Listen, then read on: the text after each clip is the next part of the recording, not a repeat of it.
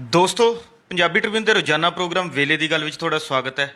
ਮੈਂ ਆਤਿਸ਼ ਗੁਪਤਾ ਤੁਹਾਡੇ ਸਾਹਮਣੇ ਹਾਜ਼ਰ ਹਾਂ ਤੇ ਅੱਜ ਅਸੀਂ ਵੱਖ-ਵੱਖ ਮੁੱਦਿਆਂ ਤੇ ਗੱਲਬਾਤ ਕਰਾਂਗੇ, ਜਿਨ੍ਹਾਂ ਵਿੱਚ 84 ਸਾਲਾ ਸਟੇਨ ਸਵਾਮੀ ਦੀ ਮੌਤ ਬਾਰੇ ਤੇ ਕਿਵੇਂ ਪੁਲਿਸ ਇੱਕ ਰੱਦ ਕੀਤੀ ਹੋਈ, ਖਤਮ ਕੀਤੀ ਹੋਈ ਧਾਰਾ ਦੇ ਵਿੱਚ ਕੇਸ ਦਰਜ ਕਰਦੀ ਜਾ ਰਹੀ ਹੈ ਉਸ ਬਾਰੇ, ਅਤੇ ਜਮਹੂਰੀਅਤ ਵਿੱਚ ਜਵਾਬਦੇਹੀ ਜਿਹੜੀ ਘਟਦੀ ਜਾ ਰਹੀ ਹੈ। ਇਹਨਾਂ ਵਿਸ਼ਿਆਂ ਤੇ ਗੱਲਬਾਤ ਕਰਾਂਗੇ। ਸਾਡੇ ਨਾਲ ਇਹਨਾਂ ਵਿਸ਼ਿਆਂ ਤੇ ਗੱਲਬਾਤ ਕਰਨ ਲਈ ਵਿਸ਼ੇਸ਼ ਤੌਰ ਤੇ ਹਾਜ਼ਰ ਨੇ ਸਾਡੇ ਸੀਨੀਅਰ ਪੱਤਰਕਾਰ ਸ਼੍ਰੀ ਹਮੀਰ ਸਿੰਘ ਜੀ। ਹਮੀਰ ਜੀ, ਤੁਹਾਡਾ ਬਹੁਤ ਬਹੁਤ ਸਵਾਗਤ ਹੈ ਜੀ। ਜੀ ਸ਼ੁਕਰੀਆ ਤੁਸੀਂ। ਹਮੀਰ ਜੀ, 84 ਸਾਲਾ ਸਟੇਨ ਸਵਾਮੀ ਦੀ ਜਿਹੜੀ ਹੈਗੀ ਆ ਹਸਪਤਾਲ ਦੇ ਵਿੱਚ ਹੀ ਜ਼ਮਾਨਤ ਦੀ ਅਰਜੀ ਦੀ ਜਿਹੜੀ ਮਨਜ਼ੂਰੀ ਨੂੰ ਉਡੀਕਦੇ ਮੌਤ ਹੋ ਜਾਂਦੀ ਹੈ। ਅਸੀਂ ਜਾਣਨਾ ਚਾਹਾਂਗੇ ਉਹਨਾਂ ਦੀ ਮੌਤ ਨੂੰ ਕਿਵੇਂ ਦੇਖਿਆ ਜਾ ਰਿਹਾ ਤੇ ਉਹ ਕਿਹੜੇ ਕੇਸਾਂ ਦੇ ਵਿੱਚ ਪੁਲਿਸ ਨੇ ਜਿਹੜਾ ਸੀ ਬੰਦ ਕੀਤੇ ਹੋਏ ਸੀ।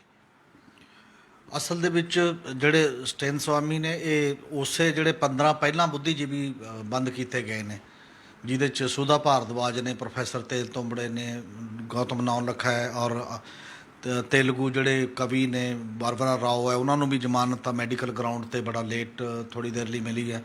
ਉਹ ਸਾਰੇ, ਰੋਨਾ ਵਿਲਸਨ ਨੇ, ਕਿੰਨੇ ਹੀ ਬੰਦੇ ਨੇ ਜਿਹੜੇ ਪਹਿਲਾਂ ਸੀ, ਇਹ ਲਾਸਟ 'ਚ ਫੜੇ ਗਏ ਬੰਦੇ ਨੇ। ਇਹ ਭੀਮਾ ਕਾਰੇਗਾਂਵ ਜਿਹੜਾ ਕੇਸ ਹੈ, ਜਿਹਦੇ 'ਚੋਂ ਇੱਕ ਸਾਜ਼ਿਸ਼ ਬਣਾ ਦਿੱਤੀ ਗਈ ਹੈ ਕਿ ਉਹ ਸਾਜ਼ਿਸ਼ ਦਾ ਇੱਕ ਹਿੱਸਾ ਹੈ ਕਿ ਪ੍ਰਧਾਨ ਮੰਤਰੀ ਨੂੰ ਮਾਰਨਾ ਚਾਹੁੰਦੇ ਸੀ। ਇਹ ਮਾਓਵਾਦੀਆਂ ਦੇ ਨਾਲ ਸੰਬੰਧਿਤ ਨੇ ਸਾਰੇ ਬੰਦੇ ਜਿਹੜੇ। ਇਸ ਕੇਸ ਦੇ ਵਿੱਚ ਇਹਨਾਂ ਨੂੰ ਵੀ ਅਕਤੂਬਰ ਲਿਆਂਦਾ ਗਿਆ ਅਤੇ ਉਸ ਕੇਸ ਦੇ ਵਿੱਚ ਹਾਲਾਂਕਿ ਇਹ ਸਾਰੇ ਉਹ ਬੰਦੇ ਸੀ ਜਿਹੜੇ ਕਿਤੇ ਨਾ ਕਿਤੇ ਮੈਜੋਰਿਟੀ ਜਾਂ ਲੇਖਕ ਨੇ ਜਾਂ ਬੌਧਿਕ ਕੰਮ ਕਰਦੇ ਨੇ, ਜਾਂ ਫਿਰ ਸਿੱਧੇ ਜਾ ਕੇ ਕਬਾਇਲੀ ਖੇਤਰਾਂ ਦੇ ਵਿੱਚ ਗਰੀਬ ਲੋਕਾਂ ਜਾਂ ਉਹਨਾਂ ਦੀ ਮਦਦ ਕਰਦੇ ਨੇ ਕਿਸੇ ਨਾ ਕਿਸੇ ਰੂਪ ਦੇ ਵਿੱਚ। ਔਰ ਇਹਨਾਂ ਨੂੰ ਲਿਆਂਦਾ ਗਿਆ ਅਤੇ ਲਿਆ ਕੇ ਬੰਦ ਕਰ ਦਿੱਤਾ ਗਿਆ। ਸਵਾਲ ਇਹ ਹੈ ਕਿ ਉਹ ਜਿਹੜੇ ਕਾਨੂੰਨ ਦੇ ਤਹਿਤ ਲਿਆਂਦਾ ਗਿਆ, ਉਹ NIA ਨੇ ਲਿਆਂਦਾ ਅਤੇ NIA ਨੇ UAPA ਕਾਨੂੰਨ ਇਹਨਾਂ 'ਤੇ ਲਾਤਾ। ਹੁਣ ਉਸ ਕਾਨੂੰਨ ਦੇ ਤਹਿਤ ਜ਼ਮਾਨਤ ਨਹੀਂ ਮਿਲ ਰਹੀ। ਕਈ ਤਾਂ ਸਵਾ ਦੋ ਸਾਲ ਹੋ ਗਏ ਨੇ, 2.5 ਸਾਲ ਹੋ ਗਏ ਨੇ ਜਿਹੜੇ ਅੰਦਰ ਬੰਦ ਨੇ। ਇਹਨਾਂ ਨੂੰ 9 ਮਹੀਨੇ ਹੋਏ ਸੀ। ਔਰ ਕਿਉਂਕਿ ਏਜ ਦਾ ਗੱਲ ਹੈ, ਬਾਰਬਰਾ ਰਾਓ ਵੀ 82 ਸਾਲ ਦੇ ਸੀ, ਉਹਨਾਂ ਦਾ ਵੀ ਏਜ ਫੈਕਟਰ ਉਸ ਲੈਵਲ ਦਾ ਸੀ। ਹੁਣ ਇੱਕ ਤੌਰ ਤਰੀਕੇ ਦਾ ਕੁਐਸਚਨ ਹੈ, ਜਿਵੇਂ ਇਹਨਾਂ ਨੂੰ ਲਿਆਂਦਾ ਗਿਆ ਅਤੇ ਜਦ ਜਿਹੜੀ ਉਹਨਾਂ ਨੂੰ ਬਿਮਾਰੀ ਸੀ ਪਾਰਕਿੰਸਨ ਦੀ, ਉਹਦੇ ਨਾਲ ਹੱਥ ਕੰਬਦੇ ਨੇ ਅਤੇ ਸਰੀਰ ਨਹੀਂ, ਉਹ ਗਲਾਸ ਨਾਲ ਚਾਹ ਜਾਂ ਦੁੱਧ ਜੋ ਵੀ ਚੀਜ਼ ਹੈ ਲਿਕੁਇਡ ਨਹੀਂ ਲੈ ਸਕਦੇ। ਤਾਂ ਜੇ ਉਹ ਪਾਈਪ ਵੀ ਲੈਣੀ ਹੈ, ਮਤਲਬ ਪਾਈਪ ਦੀ ਗੱਲ ਹੁੰਦੀ ਹੈ ਕਿ ਸਾਨੂੰ ਚਾਹੀਦੀ ਹੈ, ਜਦੋਂ ਅਦਾਲਤ ਦੇ ਵਿੱਚ ਬੰਦਾ ਕਹਿੰਦਾ, ਇਹਨਾਂ ਦਾ ਵਕੀਲ, ਕਿ ਉਹਦੀ ਜ਼ਰੂਰਤ ਹੈ, ਉਹ ਤੋਂ ਬਿਨਾਂ ਖਾਣ ਪੀਣ ਨਹੀਂ ਹੋ ਸਕਦਾ, ਤਾਂ ਉਦੋਂ ਵੀ 3 ਹਫ਼ਤਿਆਂ ਲਈ ਮਤਲਬ ਸਥਗਿਤ ਹੋ ਜਾਂਦੀ ਹੈ ਸੁਣਵਾਈ, ਅਤੇ 3 ਹਫ਼ਤਿਆਂ ਬਾਅਦ ਜੇ ਮਨਜ਼ੂਰੀ ਮਿਲੂਗੀ ਤਾਂ ਉਹ ਚੀਜ਼ ਮਿਲੂਗੀ। ਇਹ ਇੱਕ ਐਟੀਚਿਊਡ ਹੈ, ਇੱਕ ਵਿਵਹਾਰ ਹੈ। ਇਸੇ ਕਰਕੇ ਇਹ ਜਿਹੜੀ ਇਹਨਾਂ ਦਾ ਸਵਾਲ ਸੀਗਾ ਸਟੇਨ ਸਵਾਮੀ ਦਾ, ਇਹਨਾਂ ਨੇ ਇਹ ਵੀ ਕਿਹਾ ਕਿ ਮੈਨੂੰ ਪਤਾ ਕਿ ਮੈਂ ਬਹੁਤ ਜਲਦੀ ਮਰਨ ਵਾਲਾ, ਜੇਕਰ ਤੁਸੀਂ ਮੈਨੂੰ ਐਵੇਂ ਹੀ ਰੱਖਿਆ, ਮੈਨੂੰ ਆਪਣੇ ਲੋਕਾਂ 'ਚ ਭੇਜ ਦਿਓ, ਮੈਂ ਉੱਥੇ ਹੀ ਆਤਮ ਤੌਰ 'ਤੇ ਮਰਨਾ ਚਾਹੁੰਦਾ। ਇਹ ਉਹਨਾਂ ਨੇ ਆਪ ਕਿਹਾ ਸੀ ਜਦੋਂ ਪਿਛਲੀ ਲਾਸਟ ਜਿਹੜੀ ਵੀਡੀਓ ਕਾਨਫਰੰਸ ਰਾਹੀਂ ਜਿਹੜੀ ਪੇਸ਼ੀ ਹੋਈ ਉਸ ਸਾਰੇ ਮਾਮਲੇ ਦੇ ਵਿੱਚ। ਔਰ ਉਹ ਕੋਈ ਪ੍ਰਵਾਹ ਕਿਸੇ ਨੇ ਉਸ ਪੱਧਰ ਦੇ ਉੱਤੇ ਨਹੀਂ ਕੀਤੀ, ਅਤੇ ਇਸੇ ਕਰਕੇ ਹੁਣ ਇਹ ਮੁੱਦਾ ਬੜੇ ਵੱਡੇ ਪੱਧਰ 'ਤੇ ਉੱਭਰਿਆ ਉਹਨਾਂ ਦੀ ਮੌਤ ਤੋਂ ਬਾਅਦ।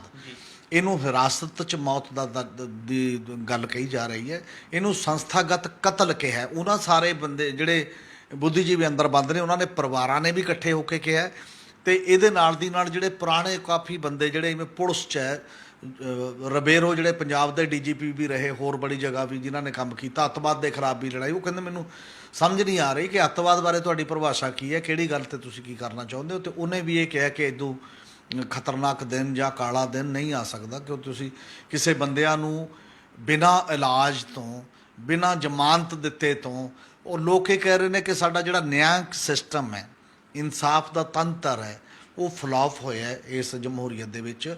ਔਰ ਇਸ ਸਾਰੇ ਮਾਮਲੇ ਦੇ ਵਿੱਚ ਲਗਾਤਾਰ ਵੱਡੀ ਡਿਬੇਟਾਂ ਵੀ ਹੋਈਆਂ ਨੇ, ਔਰ ਕਈ ਉਹਨਾਂ ਅਖਬਾਰਾਂ ਦੇ ਵਿੱਚ ਵੀ ਕਾਫੀ ਪ੍ਰੋਮੀਨੈਂਟਲੀ ਮਹੱਤਵਪੂਰਨ ਤਰੀਕੇ ਦੇ ਨਾਲ ਗੱਲ ਹੋ ਰਹੀ ਹੈ, TV ਚੈਨਲਾਂ 'ਤੇ ਵੀ ਹੋ ਰਿਹਾ, ਜਿਹੜੇ ਇਦੋਂ ਪਹਿਲਾਂ ਨਹੀਂ ਸੀ ਹੁੰਦੇ। ਇਹਦਾ ਮਤਲਬ ਉਹਨਾਂ ਦੀ ਕੁਰਬਾਨੀ ਨੇ, ਇੱਕ ਕੁਰਬਾਨੀ ਦਾ ਇੱਕ ਗੱਲ ਹੈ, ਕਿਉਂਕਿ ਕੁਰਬਾਨੀ ਤਾਂ ਸਾਰੀ ਉਮਰ ਵੀ ਕੀਤੀ ਕਿ ਪੜ੍ਹ ਲਿਖ ਕੇ ਸਾਰਾ ਕੁਝ ਕਰਕੇ ਗਰੀਬ ਲੋਕਾਂ 'ਤੇ ਜ਼ਿੰਦਗੀ ਲੇਖੇ ਲਾਤੀ, ਉਸ ਪੱਧਰ ਦੇ ਉੱਤੇ ਗਏ। ਔਰ ਇਹ ਕੋਈ ਮੰਨਣ ਲਈ ਤਿਆਰ ਨਹੀਂ ਦੇਸ਼ ਤੇ ਵਿਦੇਸ਼ ਦੇ ਵਿੱਚ ਕਿ ਐਡਾ ਬਜ਼ੁਰਗ ਆਦਮੀ ਜਿਹੜਾ ਹੁਣ ਤੱਕ ਪੀਸਫੁਲ ਜੀਵਨ ਜਿਉਂਦਾ ਹੈ ਅਤੇ ਆਮ ਲੋਕਾਂ ਦੀ ਮਦਦ ਕਰਦਾ, ਉਹਨੂੰ ਤੁਸੀਂ ਉਸ ਸਾਜ਼ਿਸ਼ 'ਚ, ਕਤਲ ਦੀ ਸਾਜ਼ਿਸ਼ ਕਿ ਪ੍ਰਧਾਨ ਮੰਤਰੀ ਦਾ ਕਤਲ ਹੈ, ਉਹਦੇ ਕਰਕੇ ਤੁਸੀਂ ਇੱਕ ਮੁਕੱਦਮਾ ਦਰਜ ਕਰਕੇ ਜੇਲ੍ਹਾਂ ਦੇ ਵਿੱਚ ਅੰਦਰ ਬੰਦ ਕਰ ਰਹੇ ਹੋ। ਉਸ ਮਾਮਲੇ ਦੇ ਕਰਕੇ ਹੁਣ ਇੱਕ ਡਿਬੇਟ ਛਿੜੀ ਹੈ ਕੰਟਰੀ 'ਚ। ਔਰ ਮੈਨੂੰ ਲੱਗਦਾ ਚਲੋ ਇੱਕ ਕੁਰਬਾਨੀ ਤੋਂ ਬਾਅਦ ਇੱਕ ਡਿਬੇਟ ਤਾਂ ਚੱਲੀ, ਇੱਕ ਬਹਿਸ ਚੱਲੀ ਹੈ, ਔਰ ਇਹ ਬਹਿਸ ਕਿੱਥੇ ਤੱਕ ਪਹੁੰਚਦੀ ਹੈ ਉਹ ਅਗਲਾ ਸਵਾਲ ਹੈ।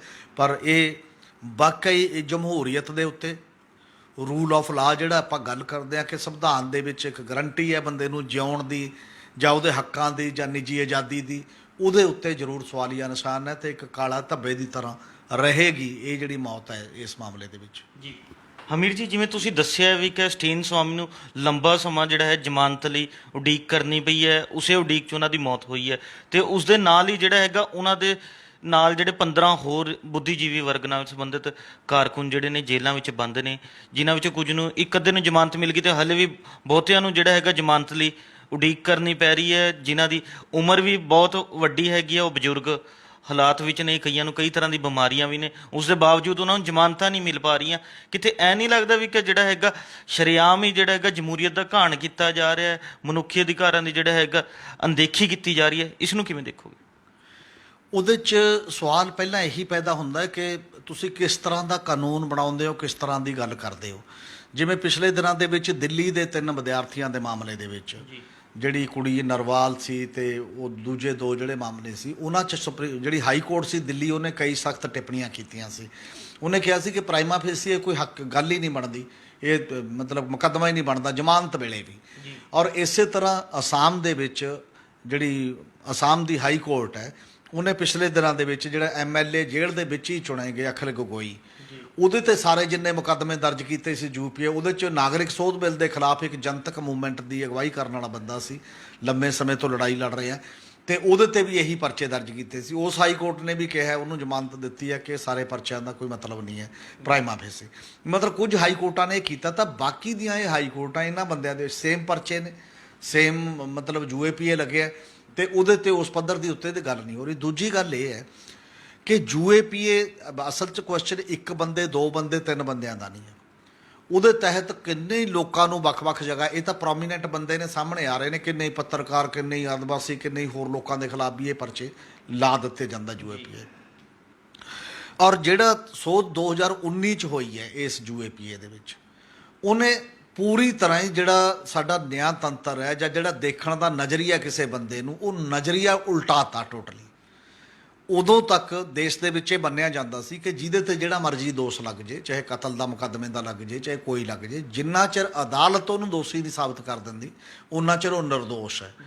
ਇਹ ਉਸ ਏਜੰਸੀ ਨੂੰ, ਜਿਹੜੀ ਏਜੰਸੀ ਮਤਲਬ ਉਹਨੂੰ ਫੜਦੀ ਹੈ, ਪੁਲਿਸ ਹੈ ਜਾਂ ਜਾਂਚ ਏਜੰਸੀ ਹੈ, ਉਹਨੂੰ ਸਾਬਤ ਕਰਨਾ ਪਊਗਾ ਤੱਥ ਇਕੱਠੇ ਕਰਕੇ ਕਿ ਤੁਸੀਂ ਦੋਸ਼ੀ ਹੋ। ਜੇ ਉਹ ਨਹੀਂ ਕਰ ਪਾਉਂਦੀ ਤਾਂ ਅਲੱਗ ਹੈ। ਹੁਣ UAPA ਦੇ ਮਾਮਲੇ ਦੇ ਵਿੱਚ ਕੀ ਕਰਤਾ, ਪਹਿਲੇ ਦਿਨ ਤੋਂ ਹੀ ਜਦ ਤੁਹਾਡੇ ਤੇ UAPA ਲਾਤਾ, ਤੁਸੀਂ ਦੋਸ਼ੀ ਬਣ ਗਏ, ਬਣਾ ਦਿੱਤੇ ਗਏ ਹੋ ਕਿ ਤੁਸੀਂ ਦੋਸ਼ੀ ਤਾਂ ਹੈਗੇ ਹੀ ਹੋ। ਤੇ ਫਿਰ ਬਿਨਾਂ ਟਰਾਇਲ ਤੋਂ ਤੁਹਾਨੂੰ ਜਿੰਨਾ ਮਰਜ਼ੀ ਦੇਰ ਅੰਦਰ ਰੱਖਿਆ ਜਾ ਸਕਦਾ, ਟਰਾਇਲ ਤੋਂ ਬਿਨਾਂ ਹੀ। ਬਿਨਾਂ ਟਰਾਇਲ ਤੋਂ ਤਾਂ ਕੋਈ ਮੁਕੱਦਮਾ ਜਾਂ ਕੋਈ ਮਤਲਬ ਹੀ ਨਹੀਂ ਕਿਸੇ ਦੀ ਜ਼ਿੰਦਗੀ ਬਰਬਾਦ ਕਰਨ ਦਾ। ਔਰ ਉਹਦੇ ਵਿੱਚ ਵੀ ਜਦੋਂ ਟਰਾਇਲ ਤੋਂ ਬਿਨਾਂ ਫਿਰ ਜ਼ਮਾਨਤਾਂ ਨਹੀਂ ਹੁੰਦੀਆਂ, ਇੰਨਾ ਚਿਰ ਲੋਕ ਉਸ ਦੇ ਵਿੱਚ ਹੈ। ਸਟੇਨ ਸਵਾਮੀ ਦੇ ਮਾਮਲੇ 'ਚ ਇਹ ਹੋਇਆ, ਇੱਕ ਵੀ ਦਿਨ, ਇੱਕ ਵੀ ਪੇਸ਼ੀ ਤੇ NIA ਨੇ ਉਹਨਾਂ ਦੀ ਕਸਟਡੀ ਨਹੀਂ ਮੰਗੀ, ਉਹਨਾਂ ਤੋਂ ਹਿਰਾਸਤ ਦੇ ਵਿੱਚ ਪੁੱਛਗਿੱਛ ਦੀ ਗੱਲ ਮੰਨੀ। ਹਿਰਾਸਤ ਚਾਹੇ ਉਹ ਜੁਡੀਸ਼ਲ ਰਿਮਾਂਡ ਹੈ ਤੇ ਚਾਹੇ ਉਹ ਪੁਲਿਸ ਰਿਮਾਂਡ ਹੈ, ਉਹਦੇ 'ਚ ਨਾਰਮਲੀ ਇਹ ਕਿਹਾ ਜਾਂਦਾ ਹੁੰਦਾ ਕਿ ਇਹ ਬੰਦਾ ਪੁਲਿਸ ਰਿਮਾਂਡ ਤਾਂ ਇਹਦੇ 'ਚੋਂ ਕੁਝ ਚੀਜ਼ਾਂ ਬਰਾਮਦ ਕਰਨੀਆਂ ਨੇ ਤਾਂ ਲਿਆ ਜਾਂਦਾ, ਔਰ ਪੁਲਿਸ ਨਾਰਮਲੀ ਮੰਗਦੀ ਹੈ ਜੇਕਰ ਕੋਈ ਬਹੁਤ ਖਤਰਨਾਕ ਹੈ, ਉਹ ਤੋਂ ਬੜੀਆਂ ਚੀਜ਼ਾਂ ਜਾਣਦੇ ਨੇ। ਤਾਂ ਜੇ ਇੱਕ ਦਿਨ ਵੀ ਪੁਲਿਸ ਇਹ ਨਹੀਂ ਮੰਗਦੀ ਤਾਂ ਇਹ ਸਭ ਦੇ ਸਾਹਮਣੇ, ਨਿਆਂਤੰਤਰ ਦੇ ਸਾਹਮਣੇ ਵੀ ਤਾਂ ਦਿਖਾਈ ਦੇ ਰਿਹਾ ਨਾ ਵੀ ਫਿਰ ਬੰਦੇ ਨੂੰ ਕਿਉਂ ਮਤਲਬ ਜਿਹੜਾ ਜ਼ਮਾਨਤ ਨਹੀਂ ਦਿੱਤੀ ਜਾ ਰਹੀ, ਜੇਕਰ ਇਹਦੇ ਤੋਂ ਕੁਝ ਬਰਾਮਦ ਹੀ ਨਹੀਂ ਹੋਣਾ। ਫਿਰ ਉਦੋਂ ਬਾਅਦ ਜੁਡੀਸ਼ਲ ਰਿਮਾਂਡ ਦੇ ਵਿੱਚ ਵੀ ਤਾਂ ਹੀ ਰੱਖਿਆ ਜਾਂਦਾ ਬਹੁਤੀ ਵਾਰ ਕਿ ਕਿਸੇ ਨੂੰ ਇਹ ਸਾਬਤ ਕੀਤਾ ਜਾਂਦਾ ਵੀ ਇਹ ਬਾਹਰ ਜਾ ਕੇ ਗਵਾਹਾਂ ਨੂੰ ਪ੍ਰਭਾਵਿਤ ਕਰ ਦੂ, ਫਲਾਨਾ ਕਰ ਦੂ, ਜੇ ਕਰ ਦੂ, ਉਹ ਕਰ ਦੂ। ਪਰ ਇਸੇ ਦੇਸ਼ ਦੇ ਵਿੱਚ ਕਿੰਨੇ ਹੀ ਉਹ ਬੰਦੇ ਨੇ ਜਿਹੜੇ ਪਾਵਰਫੁਲ ਨੇ ਜਾਂ ਜਿਹੜੇ ਸੱਤਾ ਦੇ ਨਾਲ ਨੇ, ਉਹਨਾਂ ਵੱਲ ਨਾ ਇਹ ਪਰਚਾ ਦਰਜ ਹੁੰਦਾ, ਜੇ ਕਦੇ ਹੋ ਵੀ ਜਾਵੇ ਤਾਂ ਉਹਨਾਂ ਨੂੰ ਜ਼ਮਾਨਤ ਵੀ ਤੇ ਸਾਰੀਆਂ ਚੀਜ਼ਾਂ ਮਿਲਦੀਆਂ ਨੇ। ਇਸ ਲਈ ਸਭ ਤੋਂ ਬੁਨਿਆਦੀ ਕੁਐਸਚਨ ਇਹ ਹੈ ਕਿ ਕੀ UAPA ਸੰਵਿਧਾਨ ਦੀ ਮੂਲ ਭਾਵਨਾ ਦੇ ਜਿਹੜਾ ਫੰਡਾਮੈਂਟਲ ਰਾਈਟ ਹੈ, ਰਾਈਟ ਟੂ ਸਪੀਚ ਦਾ, ਆਪਣੇ ਬੋਲਣ ਦੀ ਆਜ਼ਾਦੀ ਦਾ ਤੇ ਕੰਮ ਕਰਨ ਦੀ ਆਜ਼ਾਦੀ ਦਾ, ਧਰਮ ਅਪਣਾਉਣ ਦੀ ਆਜ਼ਾਦੀ ਦਾ, ਔਰ ਆਪਣਾ ਪੇਸ਼ਾ ਅਪਣਾਉਣ ਦੀ ਆਜ਼ਾਦੀ ਦਾ, ਤੇ ਇਸੇ ਤਰੀਕੇ ਦੇ ਨਾਲ ਕਿਸੇ ਵੀ ਗੱਲ ਤੇ ਆਪਣੀ ਟਿੱਪਣੀ ਕਰਨ ਦੇ ਮਾਮਲੇ ਦੇ ਵਿੱਚ, ਜਾਂ ਨਿੱਜੀ ਬਾਹਰ ਆਜ਼ਾਦੀ ਦਾ ਕਿ ਤੁਸੀਂ ਉਹਨੂੰ ਬਿਨਾਂ ਮਤਲਬ ਅੰਦਰ ਕਿਤੇ ਜੇਲ੍ਹਾਂ 'ਚ ਬੰਦ ਨਹੀਂ ਕਰ ਸਕਦੇ, ਇਹ ਉਹਦੇ ਨਾਲ ਟਕਰਾ ਤਾਂ ਨਹੀਂ ਰਿਹਾ। ਜੇ ਟਕਰਾ ਰਿਹਾ ਤਾਂ ਇਹਦੀ ਸੰਵਿਧਾਨਕ ਵੈਧਤਾ ਜਿਹੜੀ ਹੈ ਉਹਦੇ ਤੇ ਕਿਉਂ ਚੈਲੰਜ ਨਹੀਂ, ਕਿਉਂ ਸੁਪਰੀਮ ਕੋਰਟ ਜਾਂ ਸਾਡੀਆਂ ਜਿਹੜੀਆਂ ਅਦਾਲਤਾਂ ਜਿਨ੍ਹਾਂ ਨੂੰ ਰਿਵਿਊ ਦਾ ਸੰਵਿਧਾਨਕ ਰਿਵਿਊ ਦਾ ਜਾਂ ਕਾਨੂੰਨ ਦੇ ਰਿਵਿਊ ਦਾ ਹੱਕ ਹੈ, ਉਹ ਇਹਦੇ ਬਾਰੇ ਗੱਲ ਕਰਦੇ ਆ। ਇਸੇ ਕਰਕੇ ਅੱਜ ਇਹ ਮੁੱਦਾ ਬੜੇ ਵੱਡੇ ਪੱਧਰ ਤੇ ਉੱਠਿਆ। ਬਹੁਤ ਸਾਰੇ ਲੋਕਾਂ ਨੇ ਇਹ ਸਵਾਲ ਉਠਾਇਆ ਵੀ ਕੱਲਾ ਸਵਾਲ ਹੁਣ ਸਟੈਨ ਸਵਾਮੀ ਦਾ ਨਹੀਂ ਹੈ, ਸਵਾਲ ਹੁਣ UAPA ਵਰਗੇ ਜਿਹੜੇ ਤਾਨਾਸ਼ਾਹ ਕਾਨੂੰਨ ਹੈ, ਜਿਹੜਾ ਸੰਵਿਧਾਨ ਦੀ ਬੁਨਿਆਦੀ ਸਪਿਰਿਟ ਦੇ ਖਿਲਾਫ ਹੈ, ਉਹਨੂੰ ਵਾਪਸ ਕਰਾਉਣ ਦਾ। ਜਿਵੇਂ ਕਦੇ ਪੋਟਾਂ ਦੇ ਖਿਲਾਫ, ਕਦੇ ਨੋਟਾਂ ਦੇ ਖਿਲਾਫ, ਕਦੇ ਵੱਖ-ਵੱਖ ਜਿਹੜੇ ਕਾਨੂੰਨ ਬਣੇ ਸੀ ਡੈਰੇਕੋਨੀਅਨ, ਉਹਨਾਂ ਨੂੰ ਵਾਪਸ ਕਰਾਉਣ ਦੀ ਜਦੋਜਹਿਦ ਹੋਈ ਸੀ। ਪਰ ਉਹਨਾਂ ਦਾ ਹੀ ਵੱਡਾ ਹਿੱਸਾ ਇਸੇ ਕਾਨੂੰਨ 'ਚ ਰੱਖ ਦਿੱਤਾ ਗਿਆ, ਲਿਆ ਕੇ ਮੁੜ ਕੇ ਉਹਨਾਂ ਨੂੰ ਵਾਪਸ ਲੈ ਲਿਆ ਤੇ ਇੱਕ ਹਿੱਸਾ ਇਹਨਾਂ 'ਚ ਦਰਜ ਕਰਤਾ। ਇਸ ਕਾਨੂੰਨ ਦੇ ਖਿਲਾਫ ਵਿਆਪਕ ਮਨੁੱਖੀ ਅਧਿਕਾਰਾਂ ਦੇ ਦਾਇਰੇ ਦੇ ਵਿੱਚ ਰਹਿੰਦੇ ਉਹ ਇਹਨੂੰ ਚੈਲੰਜ ਤੇ ਇਹਨੂੰ ਚੁਣੌਤੀ ਦੇਣ ਦਾ ਸਵਾਲ ਹੈ। ਜਿਵੇਂ ਮਿਸਾਲ ਦੇ ਤੌਰ ਤੇ ਅਮਰੀਕਾ 'ਚ ਇੱਕ ਬੰਦਾ ਮਰਿਆ ਜੌਰਜ ਫਲੋਇਡ, ਤੇ ਉਹ ਮਰ ਤਾਂ ਗਿਆ, ਪੁਲਿਸ ਦੇ ਅਧਿਕਾਰੀ ਨੇ ਗੋਡਾ ਰੱਖ ਲਿਆ ਸੀ ਉਹਦੀ ਗਰਦਨ ਤੇ। ਉਦੋਂ ਬਾਅਦ ਜਿੱਡੇ ਵੱਡੇ ਮੁਜ਼ਾਹਰੇ ਹੋਏ ਤੇ ਉਹਨਾਂ ਮੁਜ਼ਾਹਰਿਆਂ ਤੋਂ ਬਾਅਦ ਉਹ ਕੰਮ ਬੰਦ ਨਹੀਂ ਹੋ ਗਿਆ ਕਿ ਇੱਕ ਵਾਰ ਪੁਲਿਸ ਨੇ ਮਾਫੀ ਮੰਗ ਲਈ। ਅਮਰੀਕਾ ਦੇ ਵੱਖ-ਵੱਖ ਸੂਬਿਆਂ ਨੇ ਤੇ ਯੂਨੀਅਨ ਲੈਵਲ ਤੇ ਸੈਂਕੜੇ ਕਾਨੂੰਨ ਬਣ ਗਏ ਨੇ, ਜਿਹੜੇ ਕਾਨੂੰਨ ਪੁਲਿਸ ਦੀਆਂ ਤਾਕਤਾਂ ਘਟਾਉਣ ਰਾਹੀਂ ਤੇ ਨਾਗਰਿਕ ਦੀ ਤਾਕਤ ਵਧਾਉਣ ਵਾਲੇ ਨੇ। ਤੇ ਸਾਡੇ ਵੀ ਕੀ ਇਸ ਲੈਵਲ ਦੀਆਂ ਕੁਰਬਾਨੀਆਂ ਤੋਂ ਬਾਅਦ ਅਸੀਂ ਸਿੱਖ ਕੇ ਇੱਕ ਜਨਤਕ ਇੱਕ ਮਨੁੱਖੀ ਅਧਿਕਾਰਾਂ ਦੀ ਇਹੋ ਜਿਹੀ ਮੁਹਿੰਮ ਛੇੜਾਂਗੇ ਜਿਹਦੇ ਨਾਲ ਸਰਕਾਰਾਂ ਮਜਬੂਰ ਹੋਣ ਕਿ ਹਾਂ ਅੱਗੇ ਨੂੰ ਸਾਰੇ ਲੋਕਾਂ ਨੂੰ ਬਿਨਾਂ ਮਤਲਬ ਜਿਹੜਾ ਉਹ ਜੇਲ੍ਹਾਂ 'ਚ ਬੰਦ ਨਹੀਂ ਕੀਤਾ ਜਾਊਗਾ, ਤੇ ਇਹ ਉਹਦੀ ਗਰੰਟੀ ਰਹੇਗੀ ਉਹਦੇ ਜਿਹੜੇ ਆਜ਼ਾਦ ਜੀਵਨ ਜਿਉਣ ਦੀ ਹੈ, ਜਿਹੜੀ ਕਿਸੇ ਨਾ ਕਿਸੇ ਰੂਪ ਦੇ ਵਿੱਚ।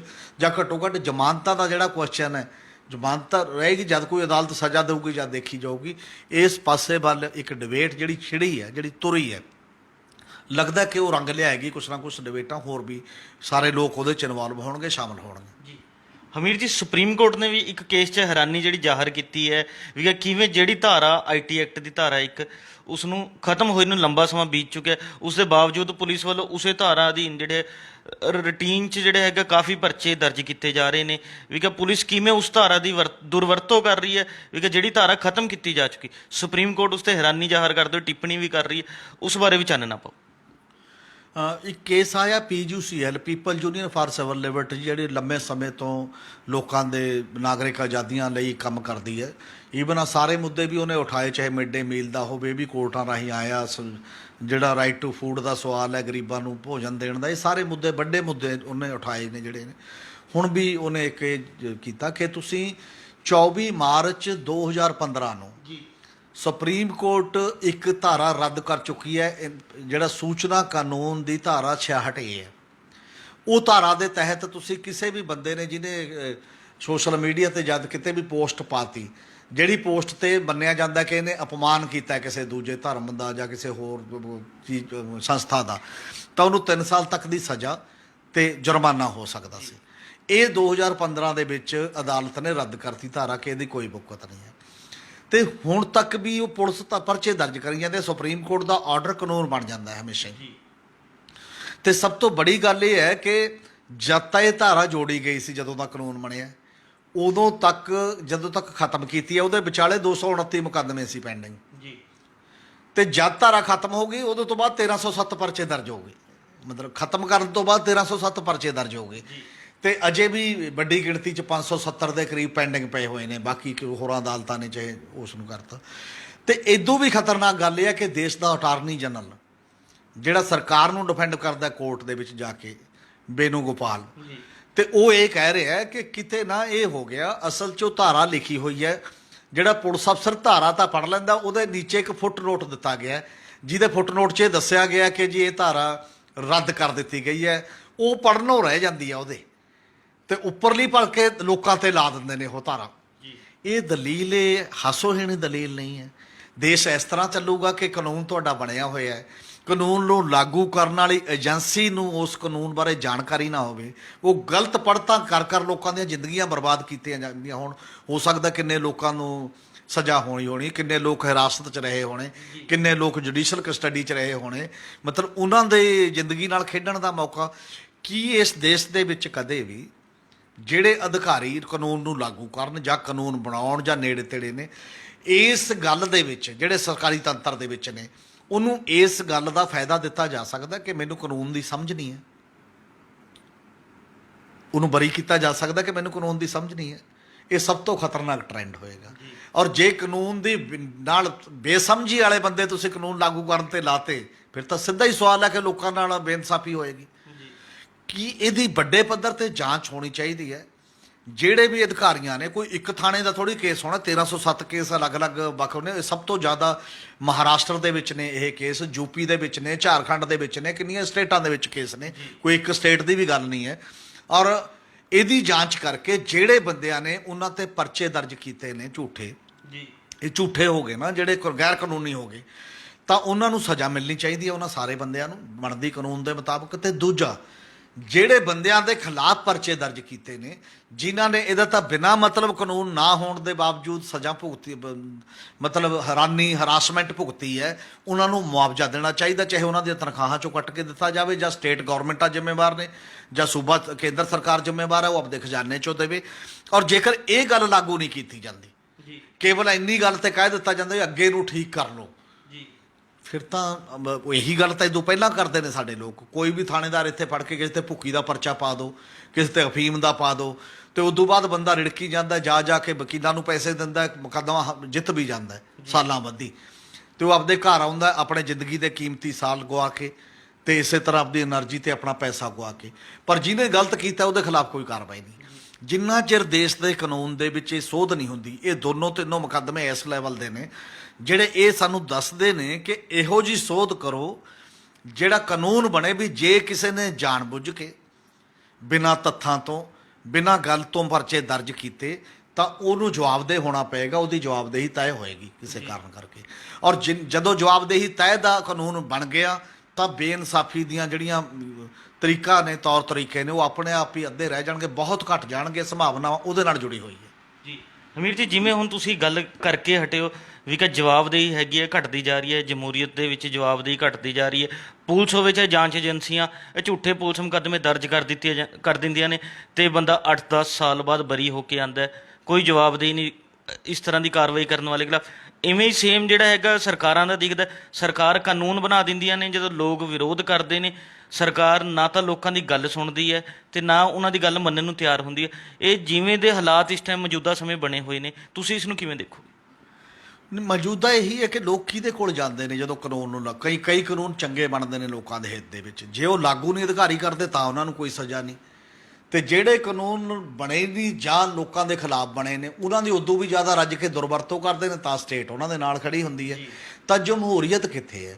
ਸਭ ਤੋਂ ਬੜੀ ਜਮਹੂਰੀਅਤ ਦਾ ਮਤਲਬ ਸਾਡੇ ਕੋਲ ਕਿਹੜਾ ਕਾਨੂੰਨ ਹੈ? ਉਹ ਹੈ ਸੰਵਿਧਾਨ। ਫਿਲਹਾਲ ਗਿਵਨ ਸਿਚੁਏਸ਼ਨ ਸੰਵਿਧਾਨ ਸਭ ਤੋਂ ਵੱਡੀ ਗੱਲ ਹੈ। ਹਰ ਕਾਨੂੰਨ ਬਣਨ ਤੋਂ ਬਾਅਦ ਅਦਾਲਤਾਂ ਨੂੰ ਵੀ ਤੇ ਕਿਉਂ ਨਹੀਂ ਇਹ ਗੱਲ ਸਭ ਦੇ ਸਾਹਮਣੇ ਲਿਆਉਣੀ ਚਾਹੀਦੀ ਕਿ ਕੀ ਇਹ ਕਾਨੂੰਨ ਸੰਵਿਧਾਨ ਦੀ ਜਿਹੜੀ ਪਰਿਭਾਸ਼ਾ ਹੈ, ਸੰਵਿਧਾਨ ਦੀ ਜਿਹੜੀ ਭਾਵਨਾ ਹੈ, ਉਹਦੇ ਮੇਚ ਦਾ ਹੈਗਾ, ਉਹਦੇ ਮੁਤਾਬਕ ਫਿੱਟ ਬੈਠਦਾ। ਤੇ ਜੇਕਰ ਦੇਸ਼ ਦੇ ਵਿੱਚ ਕਿੰਨੇ ਹੀ ਕਾਨੂੰਨ ਨੇ, ਉਹ ਜੰਮੂ ਕਸ਼ਮੀਰ ਦੀ ਧਾਰਾ ਤੋੜਨ ਦਾ ਸਵਾਲ ਹੈ, ਉਹ ਨਾਗਰਿਕ ਸੋਧ ਬਿੱਲ ਦਾ ਸਵਾਲ ਹੈ, ਉਹ ਆਹ ਜਿਹੜੇ ਮਾਮਲੇ ਸਾਡੇ ਸਾਹਮਣੇ ਵਾਪਰ ਰਹੇ ਨੇ ਇਹਨਾਂ ਦਾ ਸਵਾਲ ਹੈ, ਉਹ ਸਾਰਿਆਂ ਤੇ ਹੀ ਜੇਕਰ ਸੰਵਿਧਾਨਕ ਵੈਧਤਾ ਦਾ ਕੁਐਸਚਨ ਲਟਕ ਰਿਹਾ ਕਿ ਕਾਨੂੰਨ ਸੰਵਿਧਾਨ ਦੀ ਭਾਵਨਾ ਦੇ ਖਿਲਾਫ ਨੇ, ਤਾਂ ਪਹਿਲਾਂ ਉਹ ਹੱਲ ਕਰ ਲਓ ਨਾ। ਜੇ ਪਹਿਲਾਂ ਉਹ ਹੱਲ ਨਹੀਂ ਕਰਦੇ ਤਾਂ ਇਹਦਾ ਮਤਲਬ ਉਹਨਾਂ ਬੰਦਿਆਂ ਨੂੰ ਖੁੱਲ੍ਹੀ ਛੁੱਟੀ ਦਿੱਤੀ ਜਾ ਰਹੀ ਹੈ ਜਾਂ ਉਹਨਾਂ ਸਰਕਾਰਾਂ ਨੂੰ ਖੁੱਲ੍ਹੀ ਛੁੱਟੀ ਦਿੱਤੀ ਜਾ ਰਹੀ ਹੈ ਜਿਨ੍ਹਾਂ ਦੀ ਨੀਅਤ ਖਰਾਬ ਹੈ, ਜਿਨ੍ਹਾਂ ਦੀ ਨੀਅਤ ਕੁਝ ਖਾਸ ਤਬਕਿਆਂ ਦੇ ਖਿਲਾਫ ਵੀ ਭੁਗਤ ਰਹੀ ਹੈ ਤੇ ਕੁਝ ਆਮ ਲੋਕਾਂ ਦੇ ਖਿਲਾਫ ਜਿਨ੍ਹਾਂ ਨੂੰ ਫੜ ਜੇਲ੍ਹਾਂ 'ਚ ਦਿੰਦੇ ਫਿਰੋ। ਇਹ ਇੱਕ ਸਿਸਟਮ ਦੀ ਮਿਲੀ ਭੁਗਤ ਨਹੀਂ ਘੱਟੋ ਘੱਟ ਚਾਹੀਦੀ, ਉਹ 'ਚ ਚੈੱਕ ਐਂਡ ਬੈਲੈਂਸ ਚਾਹੀਦੇ ਨੇ। ਇਸੇ ਕਰਕੇ ਸਾਡੀ ਨਿਆਂਪਾਲਿਕਾ, ਵਿਧਾਨ ਪਾਲਿਕਾ, ਕਾਰਜਪਾਲਿਕਾ ਦੇ ਵਿੱਚ ਤਾਕਤਾਂ ਵੰਡੀਆਂ ਹੋਈਆਂ ਸੀ, ਪਰ ਲੱਗਦਾ ਕਿ ਕਾਫੀ ਹੱਦ ਤੱਕ ਜਿਹੜੀਆਂ ਚੀਜ਼ਾਂ ਨੇ ਉਹ ਇੱਕਮਿਕ ਹੁੰਦੀਆਂ ਜਾ ਰਹੀਆਂ ਨੇ। ਕੁਝ ਮਾਮਲਿਆਂ 'ਚ ਅਦਾਲਤਾਂ ਨੇ ਚੰਗੇ ਫੈਸਲੇ ਦਿੱਤੇ ਨੇ, ਔਰ ਜੇਕਰ ਅਦਾਲਤਾਂ ਉਸ ਲੈਵਲ 'ਤੇ ਖੜਨਾ ਸ਼ੁਰੂ ਕਰਨ ਤਾਂ ਲਾਜ਼ਮੀ ਹੈ ਕਿ ਕਿਤੇ ਨਾ ਕਿਤੇ ਘੱਟੋ ਘੱਟ ਬੇਇਨਸਾਫੀ ਦਾ ਕੁਝ ਦੌਰ ਜ਼ਰੂਰ ਰੁਕੂਗਾ। ਔਰ ਇਸੇ ਕਰਕੇ ਇਹਦੇ ਨਾਲ ਅਗਲਾ ਸਵਾਲ ਜੁੜਿਆ ਲੋਕਾਂ ਦੀ ਜਾਗਰੂਕਤਾ ਦਾ।